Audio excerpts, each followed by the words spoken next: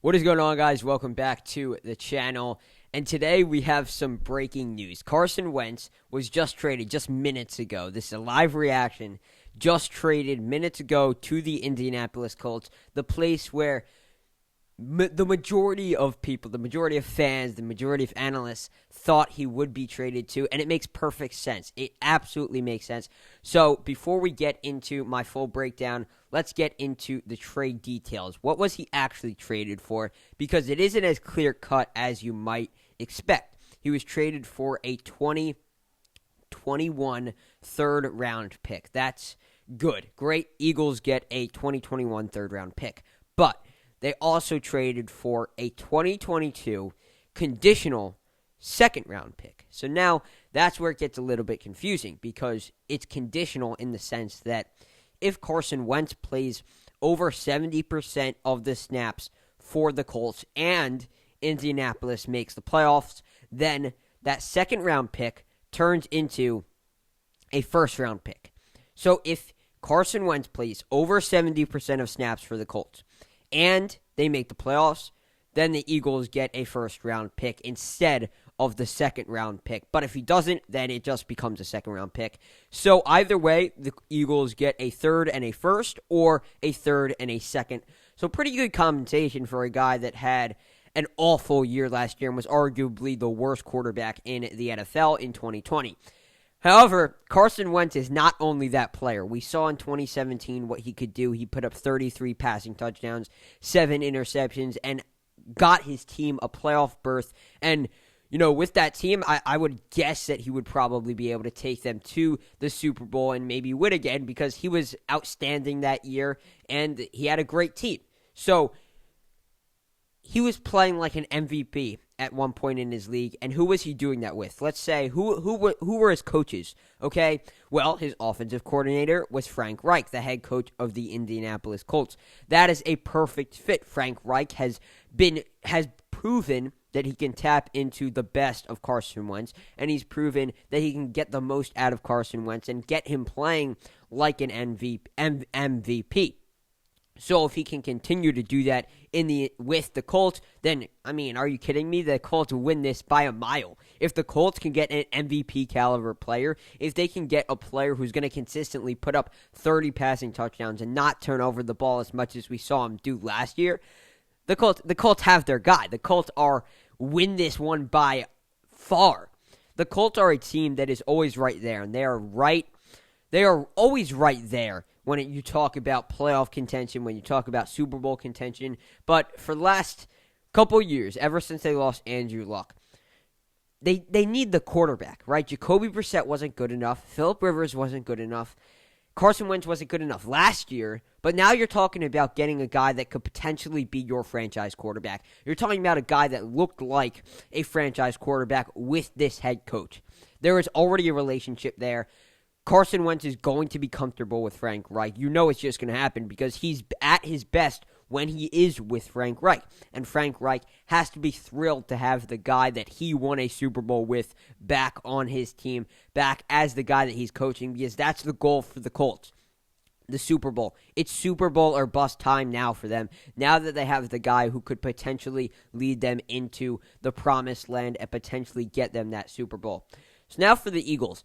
I actually think it's pretty solid compensation for the Eagles because rumors were starting to fly around about Carson Wentz trades probably 3 weeks to a month ago. And whenever it takes that long to get a trade done, you know, you can kind of guess and infer that the teams aren't going to give you the compensation that you're asking for, and they're not going to maybe overpay, or they're not going to pay exactly what you want.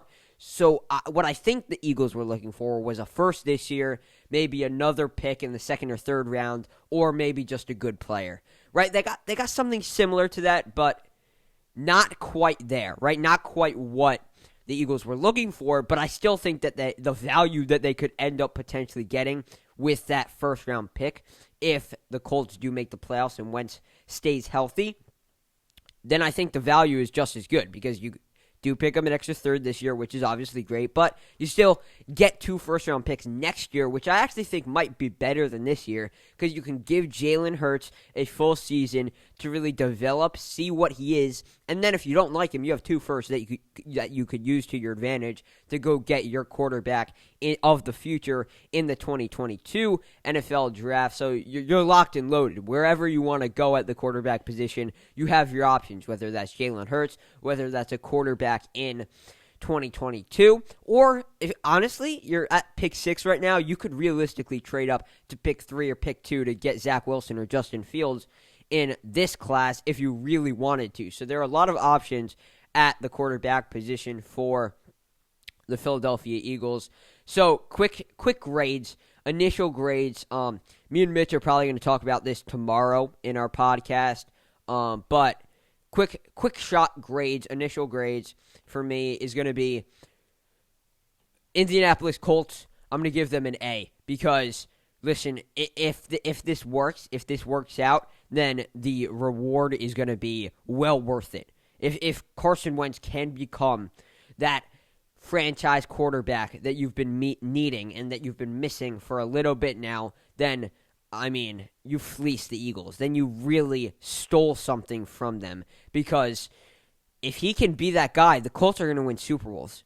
It's just a fact because their defense is great. They have a good supporting cast. The offensive line is exceptional. If Carson Wentz can be 2017 Wentz, then the sky is the limit. And also another big point, key factor that I think is worth mentioning, Carson Wentz was sacked 42 times in 2020. That's second most in the NFL. He had an awful offensive line in Philadelphia. Now, the Colts, their offensive line is exceptional. Quentin Nelson up front, Ryan Kelly, great players up front protecting you. I think that's going to do wonders for Carson Wentz getting back to 2017 for him. And he had an exceptional offensive line in 2017, right? The Eagles known for their great offensive linemen back then. Now, not so much, but listen, Indianapolis, great O-line. Frank Reich working towards Wentz's advantage. That is a huge positive for Carson Wentz. So they get an A. I really think that everything is set up for Carson Wentz to succeed. And if this does work out, then they really stole Carson Wentz from the Eagles. For the Eagles, I think I'm going to go with a B right now. B plus, somewhere in that range. Because, well, it could really work out, really work out if they do get that first round pick. Then that's obviously great, right? That obviously huge plus. You get 2 first-round picks. Anytime you can do that, that's huge. But if it's the second, yeah, I mean, good stuff. Seconds are still great. But if it is the second, I mean, great, but I don't know. I just, a third and a second, it's good compensation, but it's not great compensation. So that's why I give it in the B plus range, because it's good, but it's not great. So those are my thoughts on that. And also another thing worth mentioning why they're in that B plus. I'm going to give them B plus. They get the B plus for a couple reasons now because